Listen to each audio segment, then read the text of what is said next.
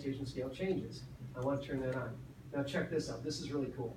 This is for you, Chelsea, because you asked the question. But all of you can benefit from this because annotative is another way to do dimensions actually a lot easier. So if I were to go to linear right now, it asks me, first of all, you're creating an annotative object. That tells me, whoa, what happened? You know, what's going on here? It's always going to say this, okay, that nothing to be afraid of. And it asks you to set the annotated scale to the scale at which the annotation is intended to display. Let's leave it at 1 to 1 just to see what happens. We'll hit OK. Now we're going to do this. We click here, and we click here, and we go there. Oh man, AutoCAD sucks, you know, which is what people say. Well, no, it doesn't. It just, right now, it drew it 1 to 1. And 1 to 1 is on a 12 by 9 inch sheet. So if I zoom real closely in here, there's my measurement, okay? Looks pretty good, but that's pretty useless, okay? So what do? Well, now we don't have to go out to AutoCAD and change that value. All we got to do is down here is change this from 1 to 1 to, what did I say? 1/4 inch equals a foot? And there you go. Now let me show you what else is really cool about this. If the scale changes again in AutoCAD, 1/16, it does that.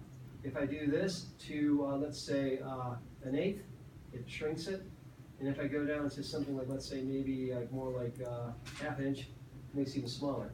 This doesn't change at all, okay? That's a standard dimension, and it has its benefits. But over here, what we're working with right now is our annotative, and so annotative does it that way.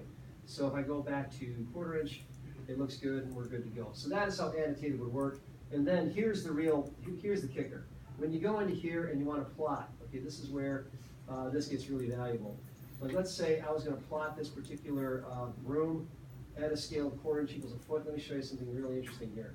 Okay, right now, as I'm in here, because you're going to want to plot your work. So if I'm inside of here, am I inside here? No, let's get inside here. All right. Okay, I'm inside of this environment right now, which is called, it's a paper space environment down in the model. You'll notice that there's down here, there's another scaling type thing. And so right now, it's set to scale to fit. If I change this to 1/4 inch equals a foot, it scales it, and then what it does is it goes ahead, and both of these are working out nicely because of the fact that I went ahead and I hard-coded standard. But this is where it gets interesting. If, let's say, I say, okay, let's go ahead and make it a little bit smaller. Let's go 1/16 of an inch. Well, look at that. Standard doesn't keep up. The standard dimension size is not legible, but the annotative is. That's 1/16.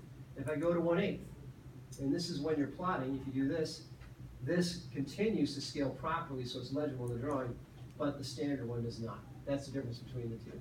So this is just a quick overview as far as how AutoCAD works with standard and annotative styles.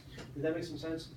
All right, so annotative is a more elegant way to do it, but if you use standard, just so you have to put in a value. In my case, I hard-coded 48, but in this case, I can use any scale I want to because annotative is that flexible. Does that make some sense? All right, I've got to throw a lot at you, I know. Okay, trying to fill in some gaps here. Okay, so what I'm going to do now at this point, I'm going to give you guys some time to draw. I think a couple of you might already be done with everything, right? Is anybody complete with everything right now? I think, okay. A through H, is everyone kind of done through A through H? Okay, good. All right, A through H is what I was looking for. We're going to get to a couple other things. What I'm going to do right now is, what I'm going to do is